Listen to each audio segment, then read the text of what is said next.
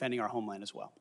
Thank you very much. Senator Reed, you're recognized. Well, thank you very much, Mr. Chairman. Before I begin my questioning, I would like to make 3 requests. First, many of my members would like a second round. That has been the custom. Senator Hagel was afforded 3 rounds. Senator Ash Carter, 2 rounds. And that was done by a Republican chairman with the consent and the appropriate guidance of Democrats. I must say, too, my recollection is I've never denied anyone the opportunity to ask the second round of questions as I chaired. I would request a second round. And my time is running. I think these are administrative. Oh, yeah, you're using your time. No, if the timekeeper will pause the time. I must say, I think we're going to have adequate time for questioning, and I know Democrat members have coordinated their questions as much as we have, and we are following the same exact precedent on all things that we did with Secretary Austin. So I respectfully understand what you're saying, but I think we have an agreement. It's been known for quite some time, and I intend to stick with that agreement which we made last December. What is your second request? Second, as been publicly reported, you and I have both seen the FBI background investigation of Mr. Hegseth, and I want to say for the record, I believe the investigation was insufficient, frankly. There are still FBI obligations to talk to people. They have not had access to the forensic audit, which I referenced to, and the person who had access to was quite critical of Mr. Hegseth. And I think people on both sides have suggested that they get the report. I know your colleagues have asked for it. Senator Thune assured me personally that he thought it was an appropriate idea. So I would ask, and I would say too, as a precedent, one of President Trump's appointees had similar, very complicated personal issues. The report was made available to all the members of the committee. We would be following precedent. I ask that that be made possible. Again, there's been much discussion about this, and what I intend to do is follow the exact precedent that we've had for the last 2 hearings with regard to secretaries of defense. Not only Secretary Austin, but Secretary Mattis 8 years ago.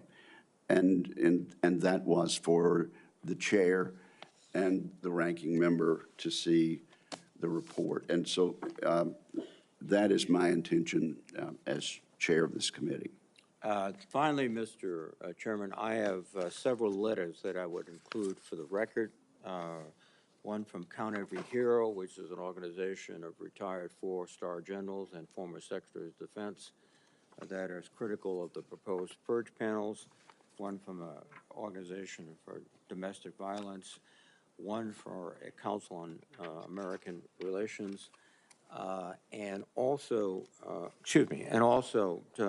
several letters that raise questions. I would ask they be submitted for the record. Without objection, they will be submitted. And Mr. Reed, your time is now expired.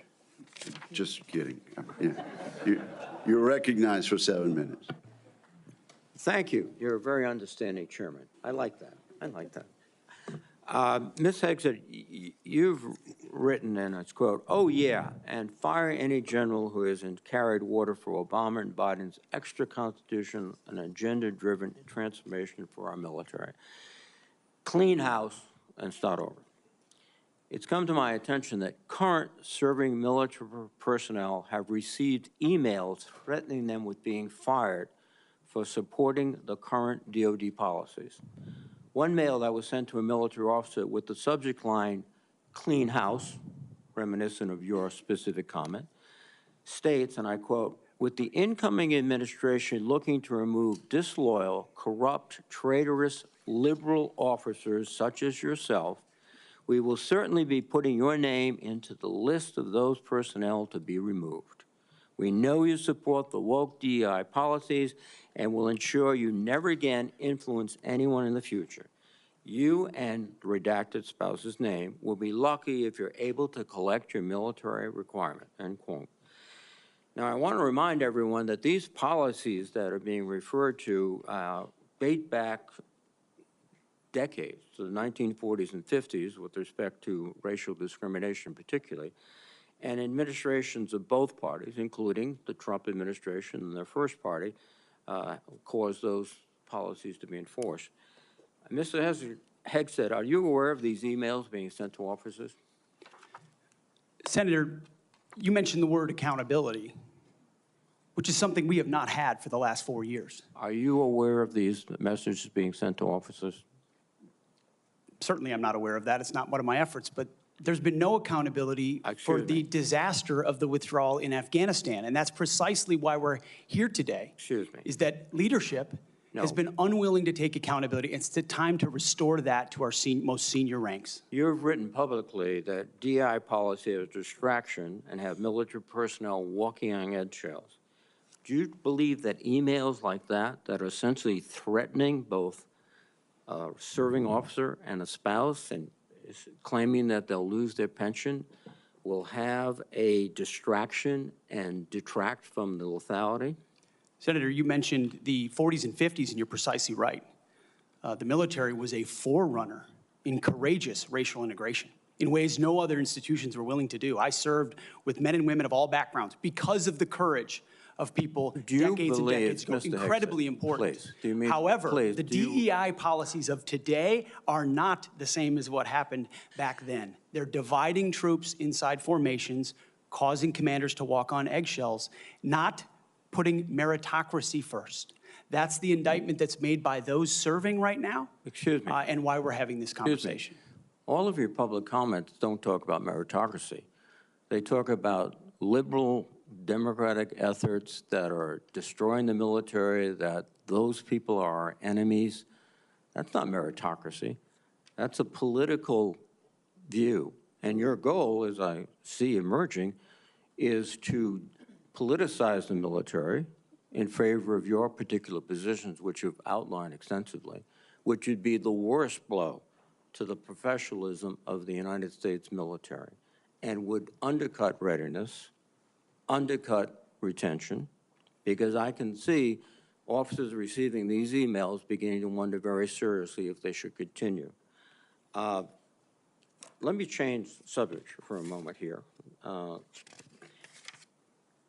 You've been instrumental in securing pardons for several convicted war criminals. In at least 2 of these cases, the military personnel who served in combat with these convicted service members were not supportive of the pardons. They did their duty as soldiers to report war crimes. Your definition of lethality seems to embrace those people who do commit war crimes, rather than those who stand up and say, this is not right. So what's the response to your service members who personally witnessed these and courageously reported them to their superiors? Senator, as someone who's led men in combat directly and had to make very difficult decisions, I've thought very deeply about the balance between legality and lethality, ensuring that the men and women on the front lines have the opportunity to destroy with and close the enemy, and that lawyers aren't the ones getting in the way. I'm not talking about disavowing the laws of war or the Geneva Conventions or the Uniform Code of Military Justice. Sir, I'm talking about restrictive rules of engagement that these men and women behind me understand they've lived with on the battlefield, which has made it more difficult to defeat our enemies. In many of the cases you're talking about in particular, sir, there was evidence withheld, there was prosecutorial misconduct, and as someone who looks case by case and defaults to the warfighter, to the men and women with dust on their boots, not the second guessers in air-conditioned offices in Washington, D.C. Excuse me. I look case by case and was proud to work with President Trump to understand those cases and ensure that our warriors are always looked out for. Those cases were adjudicated by who? People in Washington or fellow non-commissioned officers who had also served, sacrificed, and believed in the ethic of the military? Who were the court-martial? Senator, in multiple cases, they were actually acquitted, In but some charges cases, lingered. yes, Regardless but of where those some were competing convicted. authorities were, yes, sir. Some were, but others were convicted, and you asked for pardon. That's the only reason you asked for pardon, because they were convicted. But the other factor, too, is you've already disparaged in writing the Geneva Convention, the rules of law, all of these things. How will you be able to effectively lead a military in which one of the principal elements is discipline, respect for lawful authority? You have made statements to your platoon after being briefed by a JAG officer. Well, by the way, would you explain what a JAG off is? I don't think I need to, sir, Why not? because the men and women watching understand. Well, perhaps some of my colleagues don't understand. It would be a JAG officer who puts his or her own priorities in front of the warfighters. Their promotions, their medals, in front of having the backs of those who are making the tough calls on the front lines. Thank you, Senator Reed. Interesting. Thank you, Senator Thank Reed. you very much.